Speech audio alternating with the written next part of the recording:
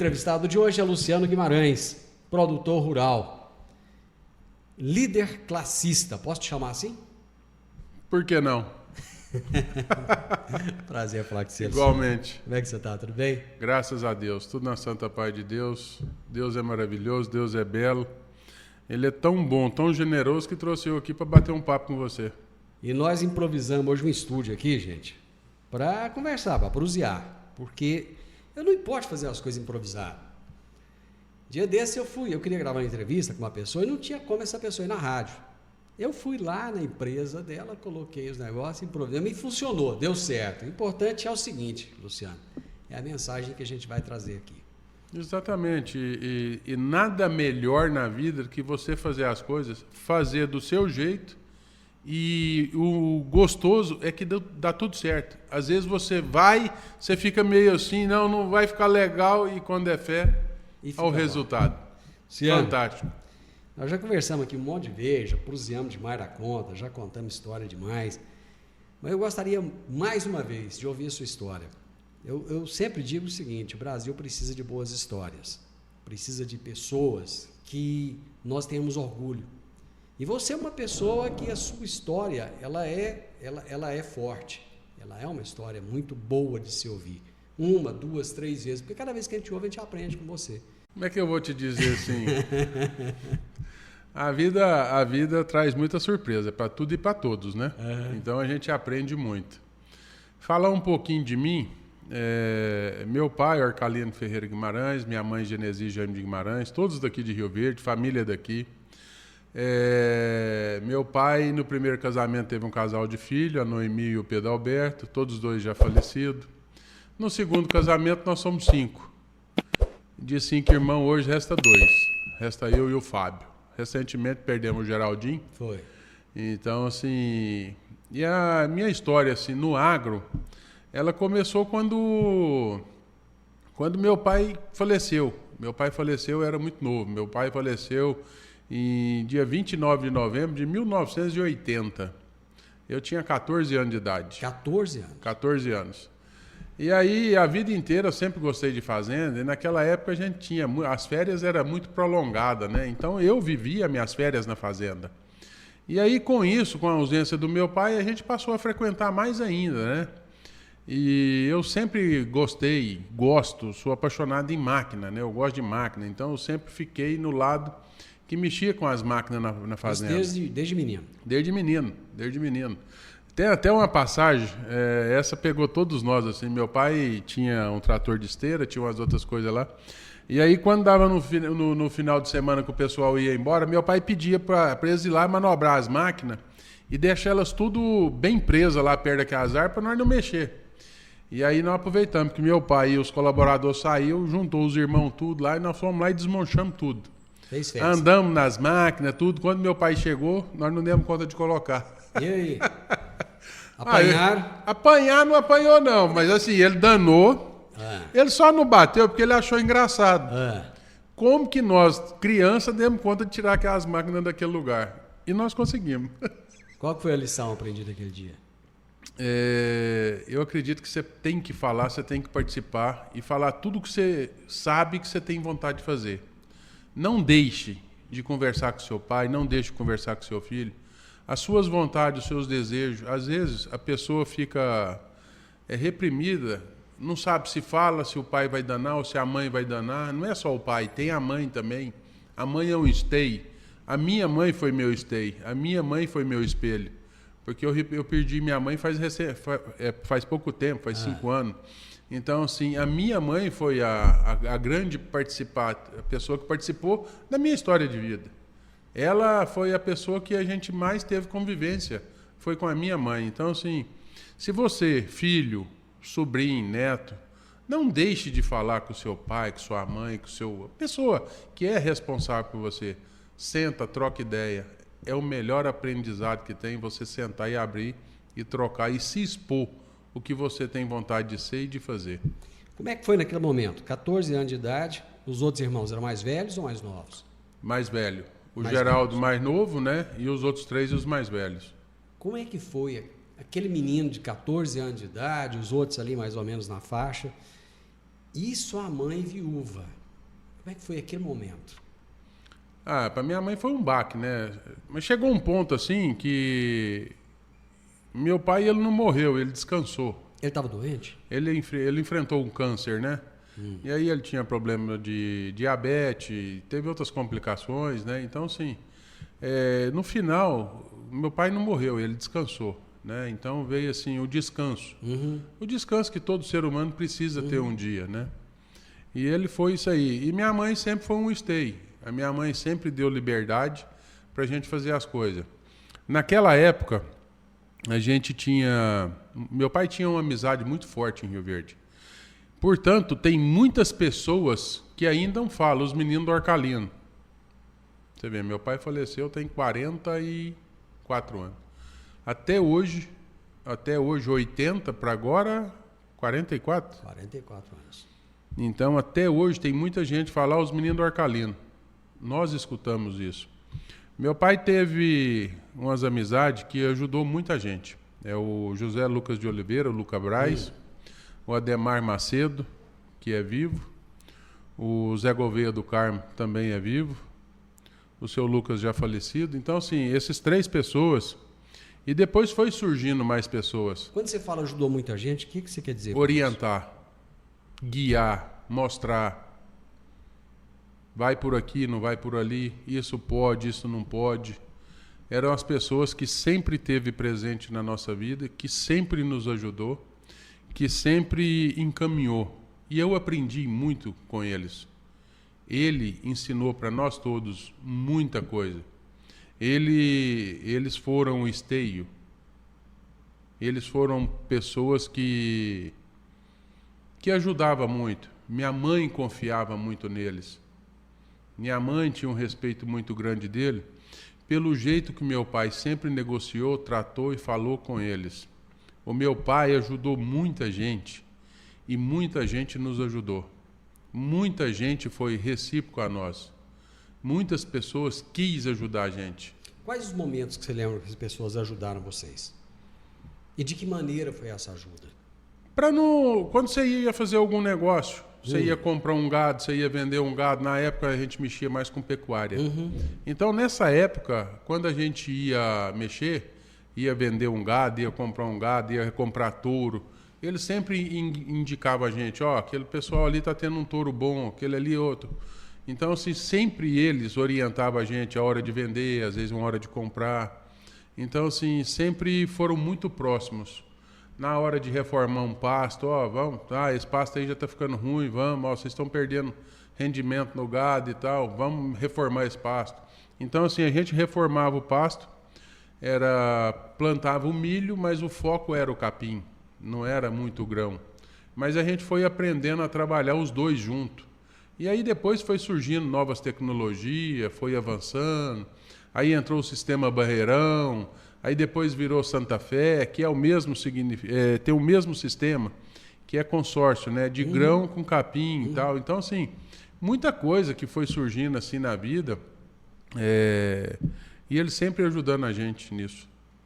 Luciano, hoje fala-se muito do papel da mulher na propriedade rural, né? A garganta hoje não está ajudando, não, viu? Quem sabe faz ao vivo. A garganta hoje está complicada, mas fala-se muito do papel da mulher no agronegócio.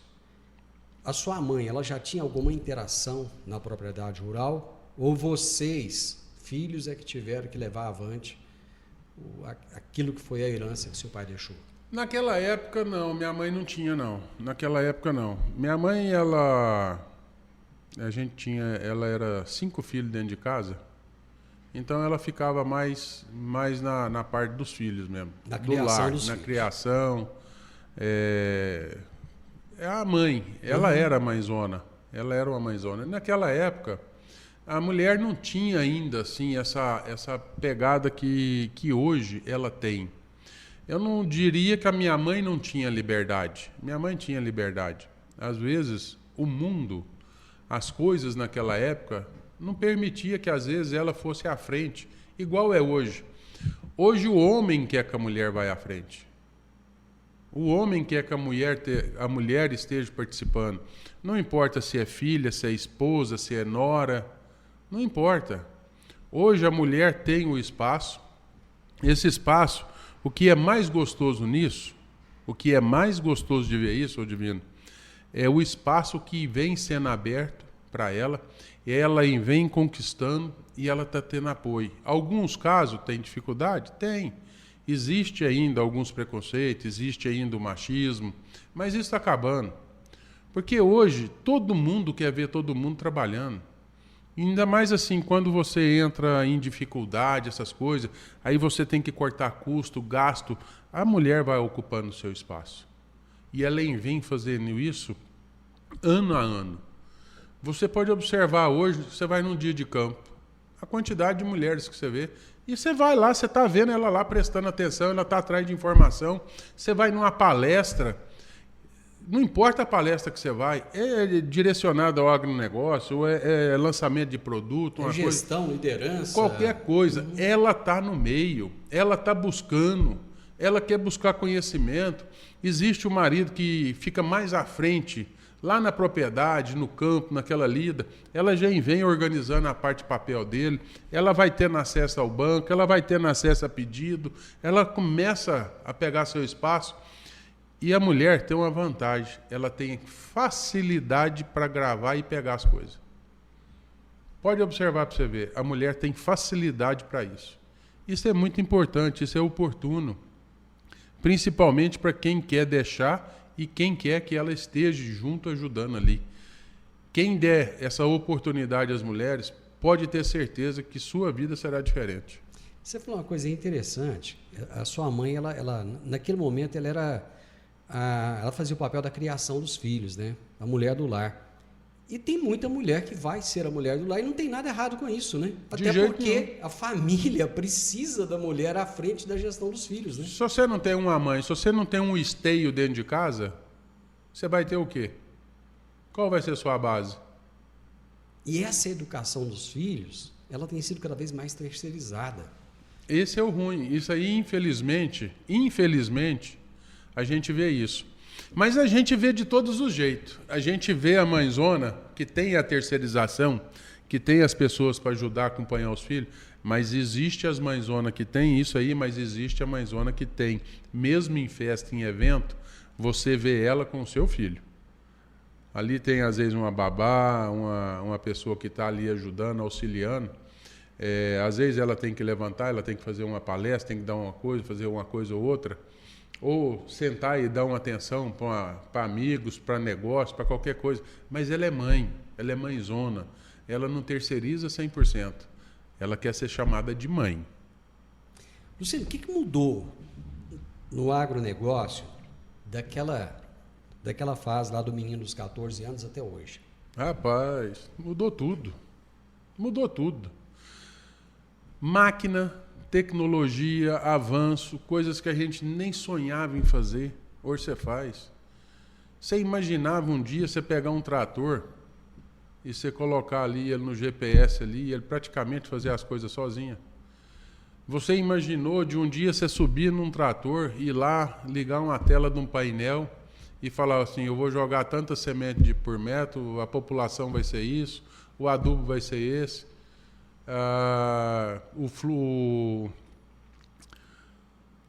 O suco de plantio vai cair tanto de água aqui por hectare, tudo num painel.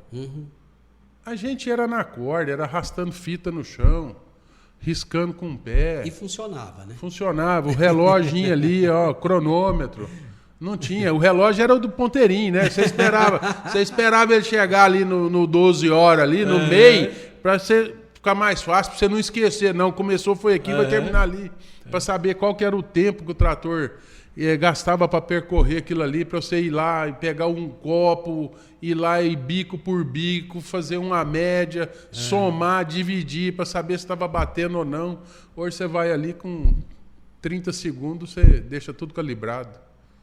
Isso é uma tecnologia, isso é um avanço. Arar chão.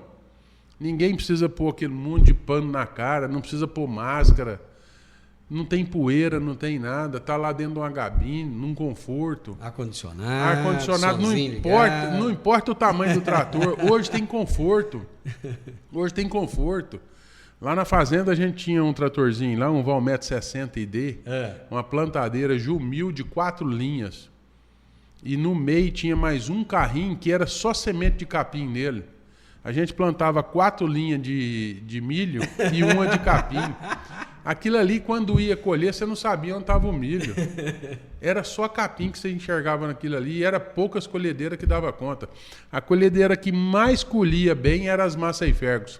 Era a 3650 e a 5650. O sistema de plataforma dela é a que mais encaixava para colher isso. Olha só, 3650 e uma 5650. Hoje você vai para a colhedeira aí, pega a que é relativa àquela ali e vem para hoje, pra você ver. As Massey Ferguson, você sentava assim, parecia que você estava em cima do rodado dela do lado esquerdo. Então, assim, isso aí são histórias, são coisas que aconteceu lá atrás. O único ruim da juventude de hoje é que eles não vão ter história para contar. Vai ser muito pouca. Eles não sabem o que é um carrinho de rolimã. Eles não sabem o que é uma biloca. Finca. Esses dias para trás. Uma raia. Soltar a pipa. Soltar a pipa. Você ia ali, pegar o bambu lá na fazenda, você mesmo, comprar o papel manteiga, você mesmo fazer sua pipa. Ainda fazia o cerol. Fazia o cerol, mas a gente brincava com o cerol aonde? Lá no mato. Lá no meio do mato. Hoje os meninos vão para os grandes centros, usa cerol, mata motoqueiro. Mata motoqueiro. E nós não, era no meio do mato para lá, era só as pipas, não tinha nada, não tinha nem moto para andar. Era poucas motos que tinha. Tinha bicicleta, mas moto não tinha. Nem carro tinha, né? Era muito pouco, era muito pouco. de pneu na rua. Aqui no fundo do tiro de guerra, eu conto para os outros que lá eu lavava carro dentro do córrego e que eu pegava a mão assim, ó, eu bebia água naquele córrego. Eu tomei água naquele córrego. A água era potável. Já tomei banho demais no córrego do Sapo. Ninguém acredita nisso. Ninguém acredita. Minha mãe lavava roupa no córrego do Sapo. Por que naquele tempo achava gente para trabalhar na fazenda, achava um tratorista, e hoje tem tanta dificuldade de achar um profissional, com tanta facilidade, com tanta tecnologia, tanto conforto, você acabou de falar aí, e a gente vê sempre o relato, por exemplo, o Senar está treinando gente o tempo inteiro e está faltando gente na propriedade rural. Hoje, naquele tempo um tratorista não ganhava tão bem, mas hoje um operador de máquina ele ganha relativamente bem, se a gente for comparar. O que acontece que as pessoas ainda têm preconceito, ou não sei se é preconceito, ou não querem trabalhar na roça? Olha, no sindicato, quando eu saí de lá, vai para 2 anos, nós estávamos fazendo em torno de 3.000 capacitação de todos os segmentos dos treinamentos do Senar. 3.000. Nós já cansamos de ver produtor ir lá, pelo amor de Deus, me ajuda a arrumar operador. Aí, quando você acha uma pessoa que vai para o campo, é umas coisas que nós também queremos saber o porquê que ele não quer ir para o campo.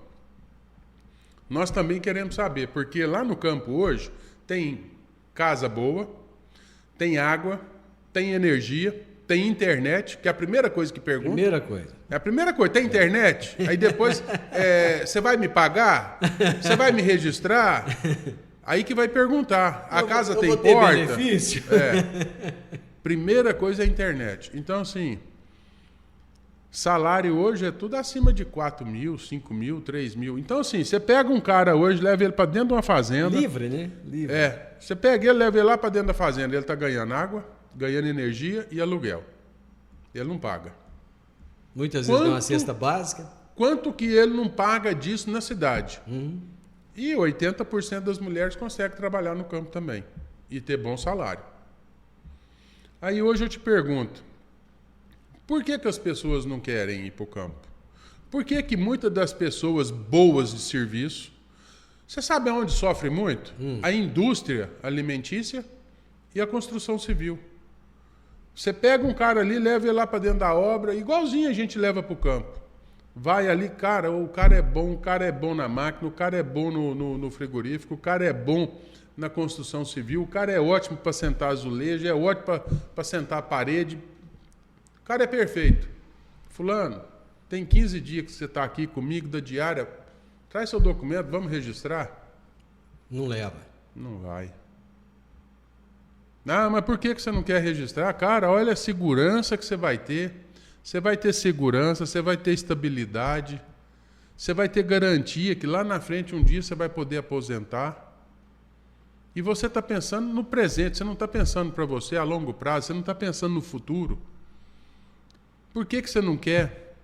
Ah, não, se eu for fazer isso, eu vou perder o benefício do município, vou perder o benefício do Estado e vou perder o benefício do governo federal. Então as pessoas hoje não estão preocupadas no amanhã.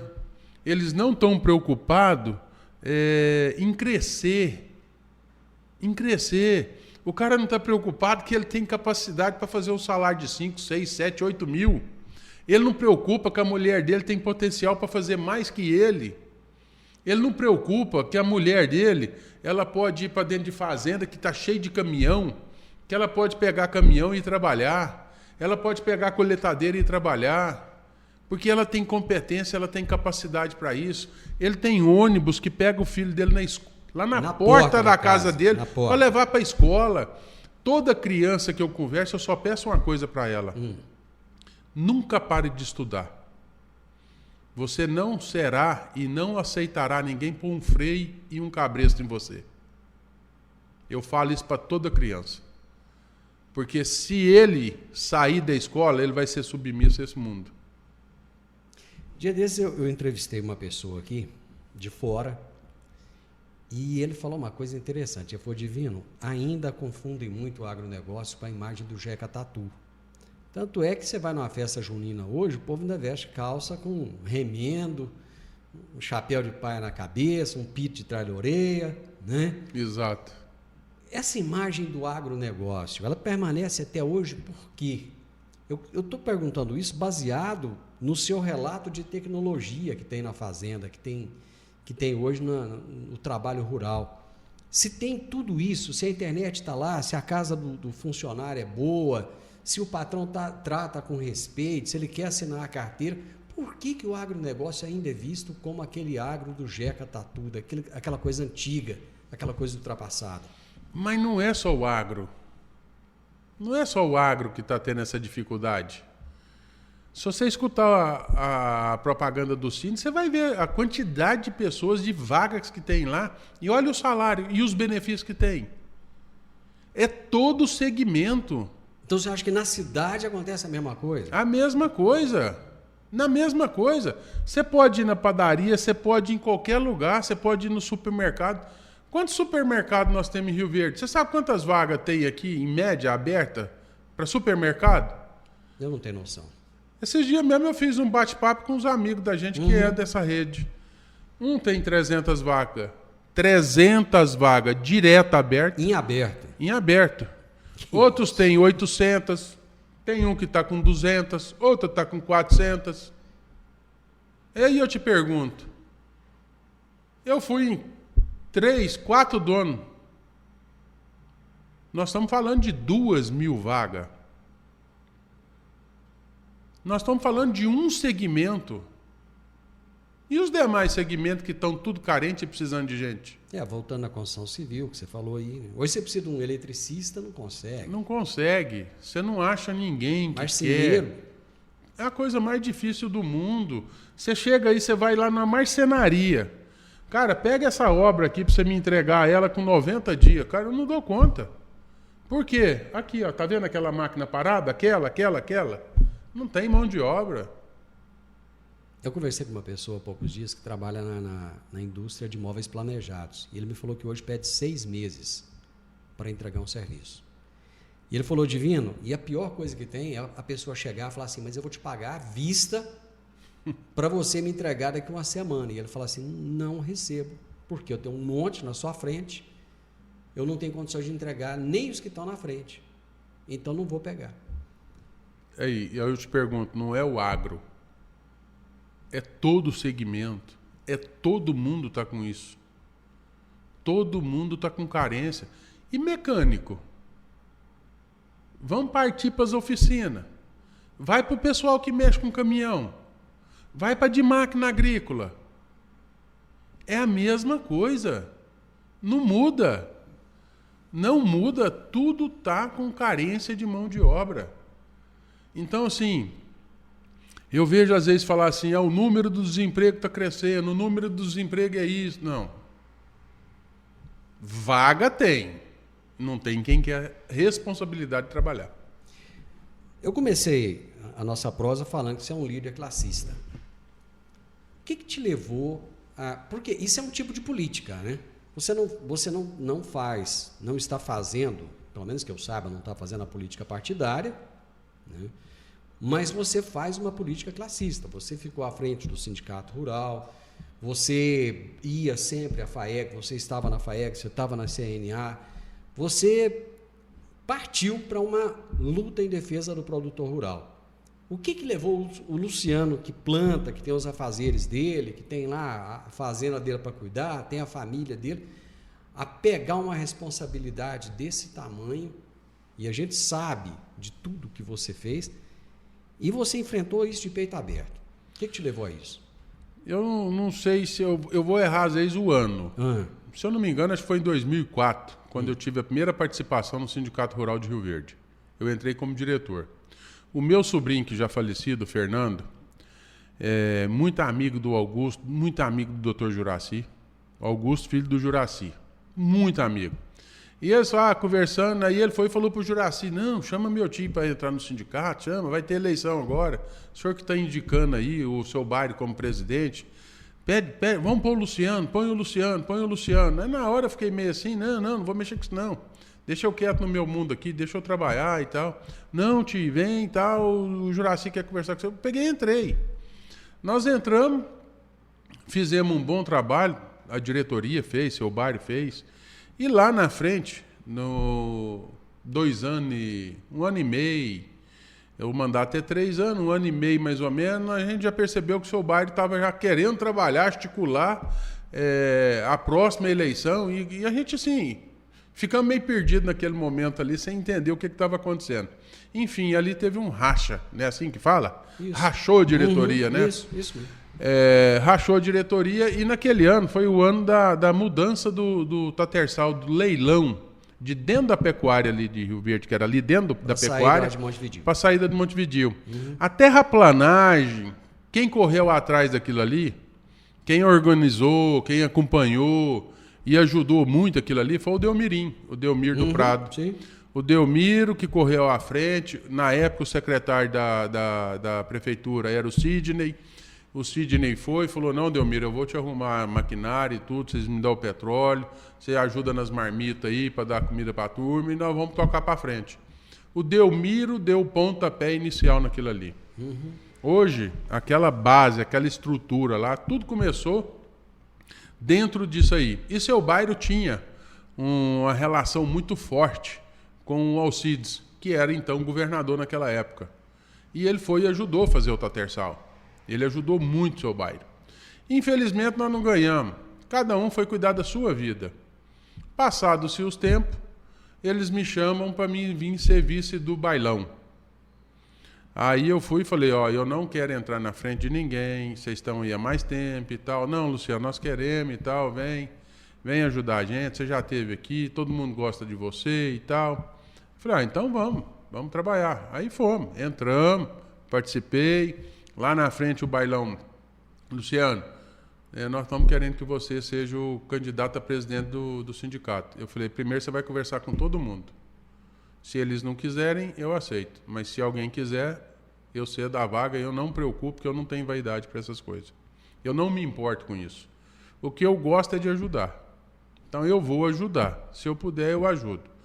Mas o que vocês resolverem está resolvido. Acabou que eu virei sendo candidato a presidente. Fomos lá, fomos eleitos e tal, tocamos nossa vida, e aí começou os embates. O primeiro embate que a gente teve foi quando eu era vice do bailão, que a gente teve aquela estiagem de 2015, 2016, na Safrinha, que foi um caos. E ali nós fizemos uma assembleia no sindicato, nós levamos lá cerca de 500 produtores, que aquilo foi uma tragédia. Eu vejo que foi tão forte ou pior do que foi a safra agora. Foi muito pior do que essa safra agora. Foi muito pior do que a colheita dessa safra de soja 22, 23, 24. Acho interessante você falar isso, porque a gente esquece, né? A gente Exatamente. fala, nossa, nunca aconteceu o que está acontecendo agora. Já aconteceu, mais de uma vez, inclusive. Já teve lá atrás o Cancro da Haste, né? Lá atrás, quando teve o último tratoraço. E aonde foi eu esqueci. É tanta coisa de tempo, né? Em 2004 foi quando teve o tratoraço. Nós fizemos aquele movimento grande ali na feira, no estádio. Lembro demais. E a gente foi, o Lucinho da queima do alho, né? O Lúcio foi quando eu tive o conhecimento, assim, uma aproximação maior dele, porque na época ele que ficou na organização do maquinário lá no estádio. Ficha de todo o trator, nome do produtor, modelo, tudo levantado. O Lúcio fazia isso. E o Lúcio está até hoje no sindicato, desde 2004 ele está dentro do sindicato. Ele veio ter a oportunidade de ser diretor agora nessa gestão do Olavo. Olha só. Então, assim, você vê quanto tempo que ele está lá dentro e agora ele teve a oportunidade de ser diretor. Então, assim, e aí já teve esse movimento lá em Brasília, a gente foi, eu fiquei lá uma semana lá em Brasília. E aí depois veio esse embate aí, a gente correndo atrás para fazer essas partes da governamental, que é da Defesa Civil, né? Qual que é o nome que fala lá? Das intempéries lá, que o governo, o município decreta estado de calamidade. Aí a gente foi atrás, fez esse levantamento, fomos com o bombeiro, andamos a região de Rio Verde e Montevidéu, para tudo quanto é lugar que você imaginar, nós fomos visitar a lavoura. Então, assim, e aí já surgiu isso aí. Então, nessa época eu comecei a já participar mais das coisas. As reuniões na federação, da federação eu já ia desde o primeiro mandato, lá de diretor lá atrás, que o Enio, se eu não me engano, o George, acho que era o presidente da Comissão de Grão de Rio Verde, naquela época. E aí o Enio já estava também junto, então, assim, a gente sempre teve uma participação. E o que mais me trouxe à frente foi por causa do movimento Brasil Verde e Amarelo. Essa dor, aquela vez lá da época do Marconi, que a gente tinha aquela insegurança, o crime tomando conta de Rio Verde, aquela caminhada que a Jaqueline fez na Avenida Presidente Vargas em prol da segurança, a gente estava junto, acampou, abraçou a ideia, e a gente foi indo, foi crescendo, foi indo. Então, assim, e eu nunca tive receio de defender o que eu gosto. Eu gosto de defender o cidadão de bem, eu gosto de defender a família, eu gosto de defender a vida. E eu, a partir do momento que eu tomei conta e paixão e gosto por um homem lá que, não é que eu idolatro ele, mas é um homem que mexeu com a gente. Pô, quem carregava a bandeira do Brasil? Eu não sei, o Ayrton Senna. Ninguém mais. Ninguém. Era só o último grande ídolo que o Brasil tinha tido, né? Exatamente. A partir da morte do Senna, a gente perdeu a referência, né? E podem, quem quer que seja, tem gente que gosta do Bolsonaro ou que não gosta, para mim não importa. Mas ele é o cara que resgatou a história de vida do brasileiro. Ele resgatou a autoestima do cidadão vivenciar e poder viver e acreditar naquela nação dele. E eu gostei daquilo e falei assim, gente, nós estamos num caminho que nós precisamos aqui mesmo. É um cara que trouxe dinheiro para os municípios todos brasileiros, numa época de pandemia. Os municípios nunca viram tanto dinheiro no cofre, igual foi na pandemia. O Bolsonaro despejou dinheiro de caminhão nos municípios. É só ir lá e olhar no portal da transparência que você vai ver o que é que entrou de dinheiro. Quem soube administrar, administrou bem. Quem não soube, não administrou bem. E de lá para cá, deixou o brasileiro com muito mais sangue na veia. Deixou o brasileiro com muito mais emoção e garra para trabalhar. E eu nunca desisti do meu Brasil e nunca vou desistir do meu país. A minha preocupação é as próximas gerações. Eu já estou com 58, mas eu estou preocupado com os de 8, com os de 10, ideologia de gênero, banheiro, ter que ter banheiro de privacidade, para que isso? Para quê? Nunca foi preciso, por que agora tem que ter? Eu respeito a ideologia de todo ser humano. Eu tenho amigos de todos os jeitos e me dou muito bem com todos. E não interessa Todos, qual que é a preferência. Você sabe o que eu falo para meus amigos? A única coisa que eu falo para eles, você tem que ser feliz. Isso, exatamente. Porque uma pessoa feliz, ele não traz doença para si, ele não traz peso no coração, o coração dele é leve, ele não tem nada. A felicidade é o que traz a pessoa a ter a melhor saúde do mundo. Chama-se felicidade, liberdade. É isso que a pessoa tem que ter. Luciano, mas a gente vive num país hoje que está altamente dividido e vai se dividindo cada vez mais, vão se criando castas cada vez maiores. Por exemplo, nós estamos num mês agora de invasões de terra, onde parece que as pessoas que fazem essas invasões é que estão corretas, é que estão certas. Como é que você vê esse país hoje? Esse país onde parece que o crime e o criminoso vale muito mais do que a honestidade e o honesto. Mas hoje as pessoas já estão acordando. Até o criminoso está acordando. Até a pessoa que está invadindo propriedade rural, ele está acordando. Porque a partir do momento que a pessoa for invadir o que ele tem, ele não vai aceitar. Então, peraí. Se alguém vai tomar minha bicicleta, alguém vai tomar meu carro, e nós vamos compartilhar ele, mas eu não quero ceder, então por que você não quer ceder? Porque ele é seu? Então por que você vai invadir? Por que você quer forçar uma coisa que não é sua a ser sua?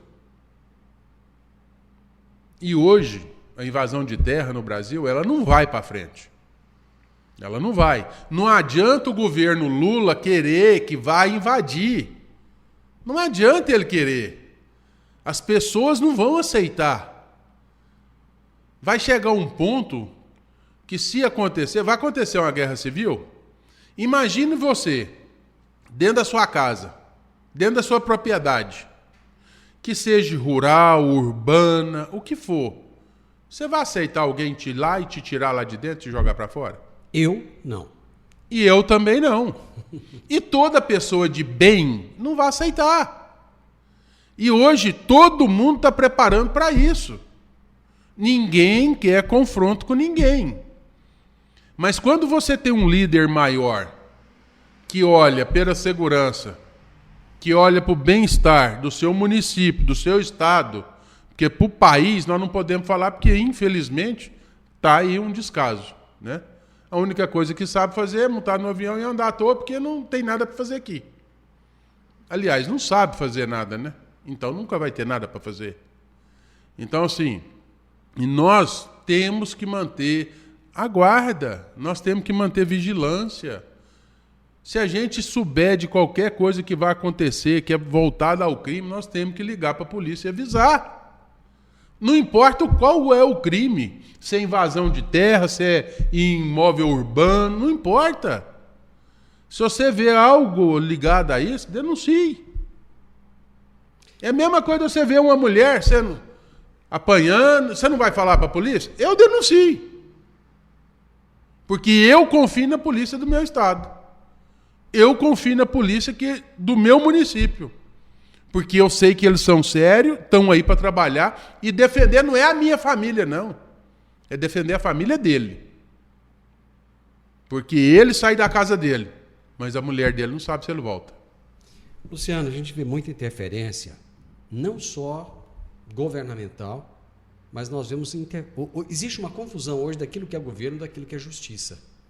O Brasil virou um país onde nós temos medo de falar.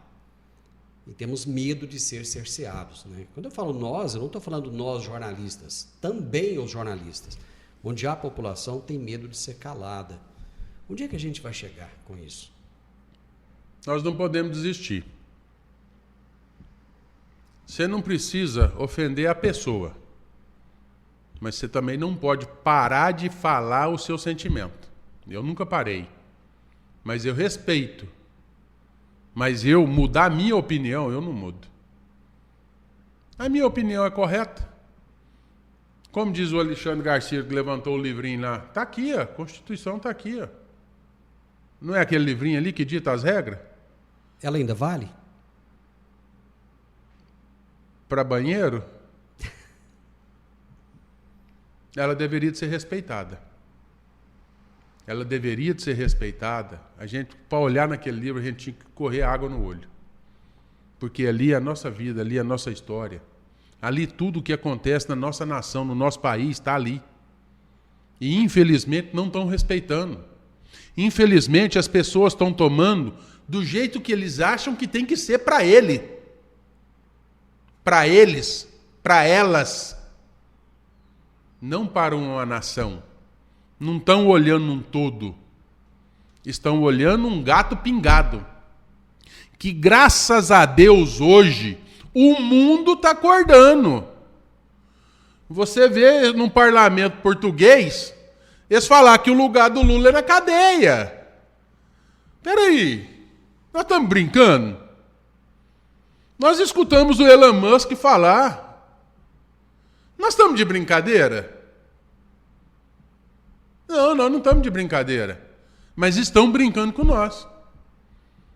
Estão virando nós, aquela historinha, aquele filmezinho que a gente assistiu lá atrás, Tom e Jerry. Está fazendo isso com a gente. Mas o mundo acordou. E quem vai ajudar o Brasil é o mundo. Porque o Brasil, se ele tem duas pessoas do sexo, eu falo sexo masculino, mas não são homens. Porque se fosse homem, tivesse brilho, o país não estava onde está. Que é o presidente do Congresso e o presidente do Senado. Porque se aquilo ali fosse homem, verdadeiro, o país não tinha chegado onde chegou. Chegou porque são dois frouxos. Porque estão até aqui, devendo para o mundo inteiro. Se abrir a boca, o que acontece? Não sei. Mas algo vai acontecer que eles não queiram. Porque se eles honrassem aquelas pessoas que votaram neles, tem as pessoas que votou neles que não valem nada. Mas quantas pessoas que trabalham e acreditam neles? A direita que está no Congresso, está conseguindo fazer o papel dela? Muito pouco.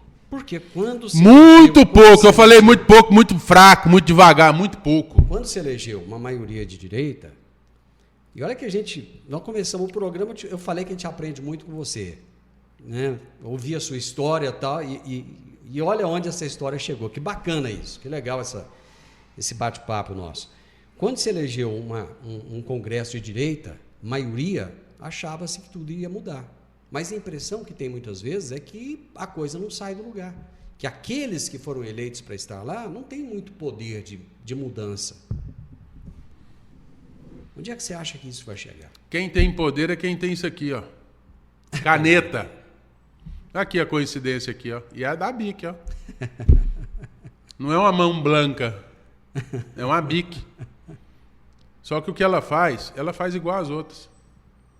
Graças a Deus, isso aqui custa R$1. E essa aqui eu não assino, eu não escrevo para roubar. E alguém usa uma caneta de 50, 70 mil, vai num evento, pega a caneta na mesa e dá para a bolsa da primeira mulher lá dele, da terceira, da quarta, sei lá, para colocar lá no bolsinho para levar para casa dele. Mas nós não carrega a BIC. Eu vou em evento que eu largo lá na cadeira. Eu destaco as folhas ali e levo para mim. Eu largo caneta nos eventos. Aí os outros pegam e falam, não, moço, larga de ser bobo, leva, dá para os meninos lá. Aí eu pego hoje, levo, entrego para os meninos, põe nas máquinas lá, para eles fazerem as anotações deles. Eu pego e levo para os meninos, leva para sua casa, vai para os seus meninos para desenhar, para brincar. Vai lá para eles para fazer caderno de caligrafia, para ser melhor do que nós amanhã. Mas o que o povo está querendo? Então, lá no Congresso, o porquê que nós não estamos tendo mais sucesso lá? É porque os dois que têm poder da caneta não usam.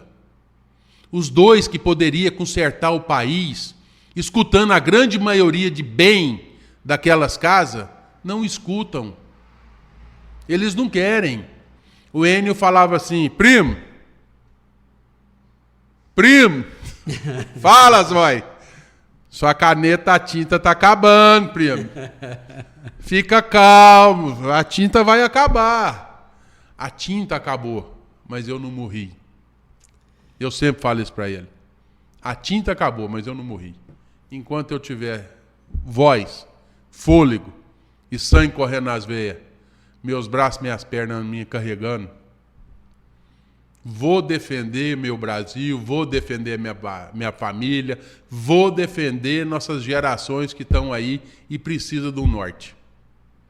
E eu só tenho uma coisa a agradecer. Só espero que o Elon Musk não pare por aí. Coitado de quem achar que aquele homem não para o país. Ele não precisa mais do que 3 toques no dedo dele. Ele acaba com o Brasil. Derruba a internet. O que o Brasil compra dele? Esses dias estavam falando aí. Parece que o Brasil paga lá para ele. Acho que não dá 10 milhões por ano. Mas ele acaba com tudo se ele quiser. Ele derruba a internet do mundo. Basta ele querer.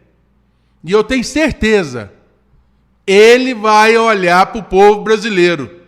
Ele começou e vai terminar. Porque ele é a nossa salvação. Porque se depender dos 2 frouxos lá de Brasília, nós estamos liquidados. Meu amigo, que bom te ouvir. Que bom te ver emocionar.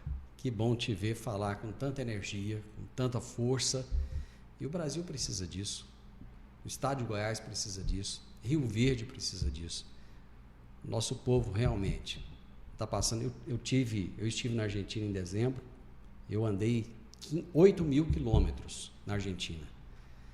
E eu vi o povo argentino numa situação, andando de carro muito velho. E eu questionei para um argentino, por que aqui tem tanto carro velho? Ele falou, você viu na porta dos bancos as filas que tem de manhã? Eu falei, vi.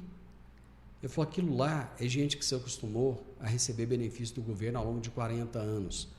E a pessoa não compra um carro novo, porque o carro é caro, o seguro é caro, o imposto é caro, e como ele não tem muita condição, não tem muita perspectiva de mudança de vida, ele prefere continuar num carrinho bem velho, que ele não paga imposto, que ele não precisa de pagar seguro, a pessoa bateu e não preocupa em arrumar. Ou seja, ele se acomodou naquela vida.